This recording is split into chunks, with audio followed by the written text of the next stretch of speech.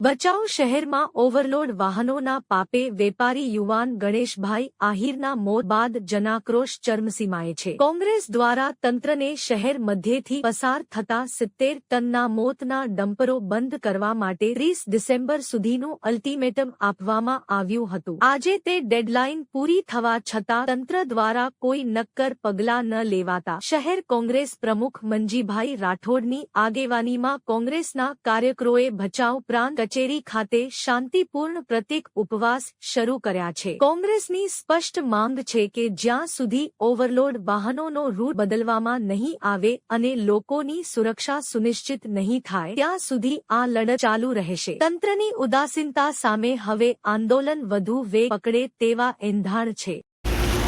અમે 23/12/2025 પ્રાંત અધિકારીને લેખિત એક આવેદનપત્ર આપેલું અને એમાં અમે ચીમકી આપેલી કે જો અમારી માંગણીઓ સંતોષવામાં નહીં આવે તો અમે ઉપવાસ ઉપર બેસીશું। અને એના અનુસંધાને અમે ઇકબાલભાઈ શેખ મારા શહેર કોંગ્રેસના મહામંત્રી છે, હું ભચાઉ શહેર કોંગ્રેસ પ્રમુખ, અમે આજે અમારી વિવિધ માંગણીઓને લઈ ટ્રાફિકને લગતી એમાં ઓવરલોડ અને એના કારણે જે આશાસ્પદ યુવાનોના મૃત્યુ થઈ રહ્યા છે 4 રસ્તે ભચાઉ 4 રસ્તે ભારેખમ અને હેવી લોડ વાહનો નીકળી રહ્યા છે। આ વાહનોથી ભચાઉ નગરના નિર્દોષ નાગરિકોને બચાવવા માટે અમે અનશન ઉપર ઉતર્યા છીએ।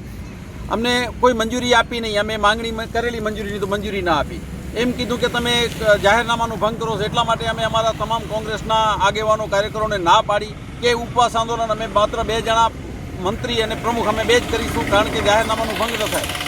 આ સિવાય તંત્ર દ્વારા અમારી જે માંગણીઓ છે આટલા દિવસ થયા, 7 દિવસનો અમારો અલ્ટિમેટમ હતો, પ્રજાના હિતમાં હતો, કોઈ અમારે આમાં અંગત સ્વાર્થ છે નહીં। અમે બીજું એક પણ વાત જણાવી દઉં કે લોકો કહેતા હોય કે કોઈકના ધંધા ઉપર, અમારે કોઈના ધંધાથી લેવા દેવા નથી। અમારો એક જ મતલબ છે કે લોકોનું, નિર્દોષ લોકોના જીવ ન જાય, નફો કોઈક કમાય, ફાયદો કોઈકને થાય। અને ટેલરિયા જ્યારે ઢાળ ઉપરથી નીચા ઢળે છે તો મીઠું એક તો તારપત્રી ઢાંક્યા વગરના ટેલરિયા છે અને રોડે રસ્તે ચારે બાજુ મીઠું, અને સવારે બાઇક સવારો કેટલાય પડે છે। આ સિવાય 19 તારીખના એક યુવાન ગણેશભાઈ આહિર જે મારા મિત્ર હતા એમનું આજે ક્યાંય કચડાઈ જવાથી મૃત્યુ થયું। આનાથી મોટી કમનસીબી કઈ હોય કે ભારતીય જનતા પાર્ટીનો નાનો કાર્યક્રમ કરવો હોય ને તો એ 100-150 જણા આવી જાય, લેડીઝ શો, પુરુષો, જવાનો, સારા સારા કપડાં પહેરીને આમ જાણે કોઈ ફેશન શોની જેમ આવી જતા હોય। વચ્ચે 3 દિવસ સુધી એક પવનચક્કીનું વાહન હલવાઈ ગયો તો એક પણ ભાજપનું કોર્પોરેટર કે નગરનું એક નાગરિક આવીને ઊભો ન રહ્યો કે આને દૂર કરો। એના માટે પણ કોંગ્રેસે આંદોલન કરવાનું, એના માટે પણ કોંગ્રેસે લડવાનું। અમારી લડાઈ જનતાના હિતમાં છે। અમે આશા રાખી છીએ કે ભચાઉ નગરના તમામ ભારતીય જનતા પાર્ટીનાથી જોડાયેલા હોય કે ન જોડાયેલા હોય, કારણ કે અહીંયા જ્યારે અકસ્માતે કોઈકનું મોત થાય છે ત્યારે કોઈ પાર્ટી જોઈને કચડાતો નથી, એ કોઈ પણ વ્યક્તિ હોય છે, ગરીબે હોય ને અમીરે હોય।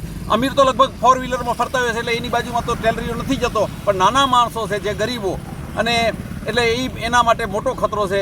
જ્યાં સુધી અમને ન્યાય નહીં મળે ત્યાં સુધી અમે ઉપવાસ ઉપર બેસવાના છીએ। અમારી વિવિધ માંગણીઓ છે, એ માંગણીઓ નહીં સંતોષાય ત્યાં સુધી અમે ઉપવાસ ઉપર બેસવાના છીએ।